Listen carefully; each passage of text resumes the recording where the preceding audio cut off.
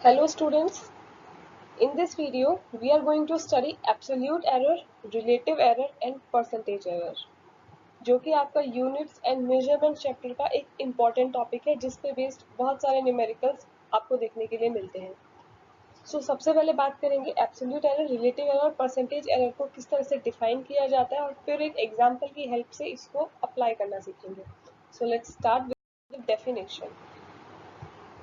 Absolute error को हम ऐसे डिफाइन करते हैं, the magnitude of the difference between the individual measurement and the true value of the quantity is called absolute error. That means कोई एक quantity है जो हमें मेजर करनी है, ट्रू वैल्यू हम उसको मानते हैं जो उसकी स्टैंडर्ड वैल्यू है। बहुत सारे केसेस में हमें ये ट्रू वैल्यू पता होती है, लेकिन बहुत सारे केसेस में हमें ये वैल्यू नहीं पता होती। उस केस में हम जो भी हमारी मेजरमेंट्स आती है उनमें एक से ज़्यादा मेजरमेंट हमको लेनी पड़ती है। सिर्फ एक मेजरमेंट से हम उसकी वो वैल्यू नहीं मान सकते। हम एक से ज़्यादा मेजरमेंट लेते हैं, 3, 4, 5 इस तरह से मेजरमेंट ली जाती है और उसके बाद उन सबका मीन निकाल लिया जाता है। उस वैल्यू को उस टाइम की ट्रू वैल्यू मान सकते हैं अगर उसकी एक्चुअल ट्रू वैल्यू हमें नहीं पता है तो। इस ट्रू वैल्यू के बीच में और जो आपने 4 या 5 जो भी मेजरमेंट्स ली है उनकी जो इंडिविजुअल मेजरमेंट है उनके बीच में जो डिफरेंस आएगा उसको कहा जाता है एब्सोल्यूट एरर। और हम एब्सोल्यूट एरर में हम मैथ्स में ये पढ़ चुके हैं कि एब्सोल्यूट वैल्यू कैसे निकालते हैं। एब्सोल्यूट वैल्यू में हम सिर्फ और सिर्फ जो हमारा मैग्नीट्यूड होता है उसको ही लेते हैं, जो हमारी साइन होता है पॉजिटिव या नेगेटिव उसको छोड़ देते हैं। यहाँ पर भी हम एब्सोल्यूट वैल्यू भी लेंगे।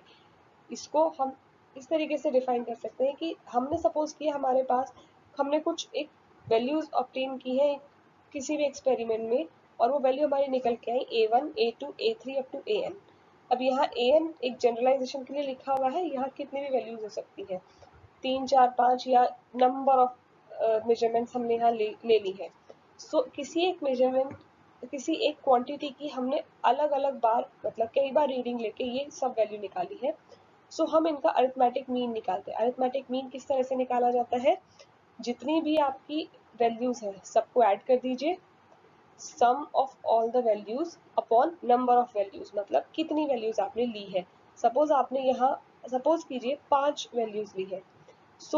A1 plus A2 plus A3 plus A4 plus A5 तक करेंगे एंड डिवाइडेड बाय 5। अगर 3 ली है तो A1 plus A2 plus A3 upon 3। इस तरीके से निकल के आ जाता है ए मीन। दैट मीन्स उस वैल्यू का मीन, जो हमने जितनी भी वैल्यू ली है उन सबका मीन निकल के आया। फॉर दैट केस अगर हमें उसकी एक्चुअल ट्रू वैल्यू नहीं पता है तो फॉर दैट केस हम इसी मीन को उस क्वांटिटी की ट्रू वैल्यू कंसीडर कर लेते हैं। अब हमें किसी की अगर ट्रू वैल्यू पता चल गई है, अब हम निकालेंगे उसका उसमें प्रेजेंट एरर। एरर हर एक इंडिविजुअल मेजरमेंट की अलग अलग निकाली जाती है। हमारे पास यहाँ A1, A2, A3 जितनी भी आपकी मेजरमेंट्स हैं और अब आपके पास ए मीन निकल के आ गया जो जिसे आप अभी तक अपनी ट्रू वैल्यू लेकर चल रहे हैं। तो इनके बीच में एरर कैसे निकाली जाएगी, आप उस मेजरमेंट को लेंगे जो आपकी आई है माइनस उसमें से ट्रू वैल्यू सब्ट्रैक्ट कर देंगे। That means A1 minus A mean, इसी तरह से A2 minus A mean and AN minus A mean. अब ये जो आपकी वैल्यू होती है इसको आप लिखते हैं डेल्टा A1 से। अगर जो आपकी फर्स्ट मेजरमेंट का एरर डेल्टा A1, सेकेंड में डेल्टा A2, इसी तरीके से थर्ड में delta A3 and for n this is delta AN। ये डेल्टा बहुत ही छोटे डिफरेंस को शो करता है। इसको आगे समझेंगे तो डेल्टा A की जो वैल्यू आपकी निकल के आएंगी ये पॉजिटिव और नेगेटिव दोनों हो सकती है, लेकिन हम बात कर रहे हैं एब्सोल्यूट एरर की। एब्सोल्यूट एरर मतलब इन्हीं एरर्स की एब्सोल्यूट वैल्यू की। आप क्या करेंगे, डेल्टा L का सिर्फ और सिर्फ मैग्नीट्यूड ही लेंगे और मैग्नीट्यूड हमेशा सिर्फ एक पॉजिटिव वैल्यू होता है। ये यहाँ मिस हो गया है, this is positive value. The arithmetic mean of all absolute errors is taken as the final और mean absolute error। अभी जो हम लेकर आए थे ए मीन जो हमने निकाला था उसको हमने निकाला था ट्रू वैल्यू पता करने के लिए। अब जो भी आपकी एब्सोल्यूट एरर आई है मतलब सिर्फ और सिर्फ पॉजिटिव वैल्यू आपकी एरर की, वो आपका अगर आप वापस से उनका अरिथमेटिक मीन निकालते हैं तो उसको माना जाता है मीन एब्सोल्यूट एरर। इसी को फाइनल एब्सोल्यूट एरर भी माना जाता है, जिसको डेल्टा ए मीन से रिप्रेजेंट किया जाता है। अब इसमें आपका डेल्टा ए मीन जो कि आपकी फाइनल एब्सोल्यूट एरर है, इसको निकालने के लिए आप अपनी सभी मेजरमेंट्स को प्लस करेंगे, मतलब जो भी आपकी एरर आई है सभी मेजरमेंट्स की एरर को प्लस करेंगे अपॉन जितनी भी नंबर ऑफ आपकी एरर्स है उनसे डिवाइड कर देंगे। अगेन यहाँ पर सपोज 5 आपकी वैल्यूज थी, तो delta A1 plus delta A2 plus delta A3 delta A4 delta A5 divided by 5। सो अगर हम यहाँ पर एक सिंगल ही मेजरमेंट कर रहे हैं तो इस केस में आपकी जो सपोज एक ही क्वांटिटी की मेजरमेंट है, सो हम कह सकते हैं कि जो हमारी रेंज आएगी उस वैल्यू की, वो उस जो हमारी ए मीन यानी कि जो उसकी ट्रू वैल्यू है उससे थोड़ा प्लस माइनस इस एब्सोल्यूट एरर को या तो प्लस करके ज्यादा आएगी या माइनस करके ज्यादा आएगी, माइनस करके कम आएगी। इसको ऐसे समझ लेते हैं कि सपोज आपकी जो एक्चुअल वैल्यू आनी थी वो आपकी आनी थी 8, लेकिन आपकी जो डेल्टा ए मीन की वैल्यू है वो है 0.5, तो आपकी वैल्यू या तो 8 से 0.5 ज्यादा यानी कि 8.5 आ सकती है, या फिर 0.5 कम यानी कि 7.5 आ सकती है। सो ये जो आपकी वैल्यू होगी एक्चुअल वैल्यू, जो आपकी वैल्यू निकल के आ रही है मेजरमेंट्स में, ये उन्हीं दोनों वैल्यूज के बीच की कोई ना कोई वैल्यू होगी जो आपकी मेजरमेंट है मतलब। अब इसको ये हो गई आपकी एब्सोल्यूट एरर। रिलेटिव एरर और परसेंटेज एरर इन्हीं से रिलेटेड है, कोई डिफरेंट टर्म्स नहीं है। जब आप एब्सोल्यूट एरर निकालते हैं तो उसी का ratio with a mean, that means the ratio of the mean absolute error यानी कि डेल्टा ए मीन का, और जो mean value of a M, that means जो आपकी ए मीन है यानी कि mean absolute error divided by mean value of quantity. So delta A mean upon delta A is relative error. अब इसी रिलेटिव एरर को अगर आप 100 से मल्टीप्लाई कर देते हैं यानी कि इसे परसेंटेज में एक्सप्रेस कर देते हैं, सो ये आपकी बन जाती है percentage error. So delta a mean upon delta A multiply by 100 and this is called percentage error, और इसे डिफाइन किया जाता है इस तरह डेल्टा ए से। अब इन्हीं तीनों टर्म्स को एक एग्जाम्पल से समझ लेते हैं तो आपको ये चीज़ें बिल्कुल क्लियर हो जाएंगी। एक एग्जाम्पल है कि एक स्टूडेंट है जो कि एक सिंपल पेंडुलम का ऑसिलेशन का पीरियड मेजर कर रहा है। A student measure the period of oscillation of simple pendulum.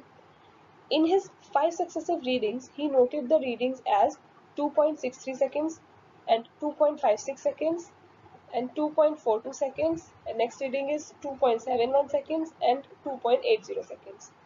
एक स्टूडेंट ने वो एक एक्सपेरिमेंट कर रहा है और उसे कैलकुलेट करना है period of oscillation of a simple pendulum. तो उसने 5 रीडिंग्स ली है। जनरली अपनी एरर को मिनिमाइज करने के लिए हम एक से ज्यादा रीडिंग्स ही लेते हैं फिर उनकी मीन वैल्यू निकाल लेते हैं। सो उसने 5 रीडिंग्स ली है और वो उसकी ये 5 रीडिंग्स आई है। Now calculate the absolute error, relative error and percentage error. आपको ये इन्फॉर्मेशन देके छोड़ दी है, अब आपको बताना है कि उसमें रिलेटिव एरर कितनी, सॉरी एब्सोल्यूट एरर कितनी हो सकती है, रिलेटिव कितनी हो सकती है, परसेंटेज एरर कितनी हो सकती है। सो परसेंटेज एरर निकालने के लिए पहले रिलेटिव एरर की जरूरत पड़ती है और रिलेटिव एरर के लिए पहले एब्सोल्यूट एरर की जरूरत पड़ती है। सो स्टार्ट करेंगे एब्सोल्यूट एरर निकालने से। सो सबसे पहले हमें कोई ट्रू वैल्यू क्वेश्चन में नहीं दी हुई है, सो हमें सबसे पहले ट्रू वैल्यू खुद कैलकुलेट करनी होगी। सो ट्रू वैल्यू के लिए आप क्या करेंगे, इन सभी रीडिंग्स को ऐड कर देंगे, और ये कितनी रीडिंग्स है, 5 रीडिंग्स है ये, तो 5 से डिवाइड कर देंगे। सो 2.63 plus 2.56 plus 2.42 plus 2.71 plus 2.80 divided by 5. When you will calculate it, you will get 2.62 seconds. So ये जो आपकी 2.62 सेकेंड निकल के है, ये हमने मान लिया कि इस एक्सपेरिमेंट की या इस क्वांटिटी की यानी कि पीरियड ऑफ ऑसिलेशन जो कि एक टाइम में निकल कर आएगा, ये 2.62 सेकेंड्स उसकी ट्रू वैल्यू है। अब हमें ट्रू वैल्यू पता चल गई और हमारी रीडिंग्स आ रही है 2.63, 2.56, 2.42, मतलब हमारी जो रीडिंग है वो इस ट्रू वैल्यू से अलग आ रही है। दैट मीन्स हमारी मेजरमेंट में एरर है। सो हम इस एरर को कैलकुलेट करेंगे। सो एरर कैलकुलेट करने के लिए आपकी first reading minus mean value, second reading minus mean value, third reading minus mean value, fourth reading minus mean value and fifth reading minus mean value. So जब आप 2.63 में से 2.62 को माइनस करेंगे यू विल गेट 0.01, 2.56 में से 2.62 को minus करेंगे, you will get minus 0.06 second. Sign यहाँ पर आप लगा देंगे, नो प्रॉब्लम। जब आप आगे कैलकुलेट करेंगे तो आपको आपकी सारी इसी तरीके से एरर्स कैलकुलेट होती मिल जाएगी। इनमें से कुछ वैल्यू पॉजिटिव है, कुछ नेगेटिव है, जो कि बिल्कुल हो सकती है। अब हमें इन एब्सोल्यूट एरर निकालने के लिए, ये आपकी एब्सोल्यूट एरर्स, ये आपकी एरर्स निकल कर आ गई। अब आपको एब्सोल्यूट एरर का मीन निकालने के लिए आपको सिर्फ उनका मैग्नीट्यूड लेना है, मतलब साइन नहीं लेना। 0.01 plus 0.06 plus 0.20 plus 0.09 plus 0.18 divided by again 5। यहाँ पर ध्यान रखिए हम एब्सोल्यूट एरर ले रहे हैं, सो इसीलिए हम सिर्फ और सिर्फ अपनी मेजरमेंट की एब्सोल्यूट वैल्यू ही लेंगे। दैट मीन्स साइन को इग्नोर करेंगे, सिर्फ मैग्नीट्यूड लेंगे। सो ये जो आपकी वैल्यू निकल के आएगी 0.11 सेकेंड्स। ये आपकी जो वैल्यू है, this is called mean absolute error, और इसी को आगे आप यूज करने वाले हैं। इससे पहले जो आपने मीन निकाला था वो क्वेश्चन में ट्रू वैल्यू के लिए निकाला था। कई क्वेश्चन में आपको ट्रू वैल्यू पहले से दी हो सकती है, तब आपको सिंपली उसे मेजरमेंट्स जो हमारी है उनमें से माइनस करके एरर निकाल लेनी है। Now as all of the mean errors is as the mean of all errors is 0.11 seconds, there is already an error in the tenth of a second। क्योंकि आपके जो सभी एरर का मीन आ रहा है, ये वैल्यू आ रही है 0.11 सेकेंड, दैट मीन्स उसमें एरर है। सो जब 10th प्लेस पर यानी कि 0.1 इसी में एरर है, तो सेकेंड प्लेस में तो एरर होगी ही होगी। इसीलिए इस पॉइंट को सेकेंड्स के लिए यानी कि टाइम के लिए इस पॉइंट को कंसीडर करना यूजलेस होगा, इसलिए हम इसको इग्नोर कर देते हैं। इसी वजह से जब 0.11 इग्नोर होगा तो हम यानी कि सिर्फ वन सिग्निफिकेंट डिजिट तक ही हम ये ले रहे हैं। जब आप 2.62 को लेंगे तो उसमें से भी 2 हटा देंगे, सिर्फ 2.6 लेंगे। सो रिलेटिव एरर में हमने पढ़ा था that it is the ratio of the mean absolute error upon mean value, that means true value. So delta a mean upon A mean यानी कि मीन वैल्यू ऑफ ए और mean value of delta A.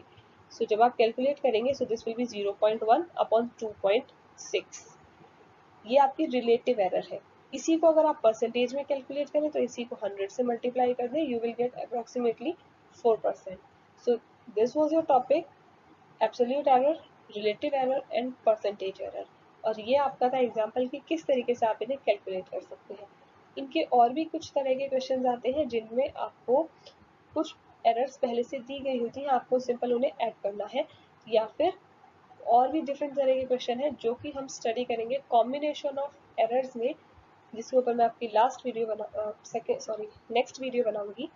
सो वो हम उसमें discuss करते हैं। I hope आपको समझ में आया होगा। अगर आपको कोई भी क्वेरी है या कोई भी क्वेश्चन है तो आप मुझसे पूछ सकते हैं। Thank you.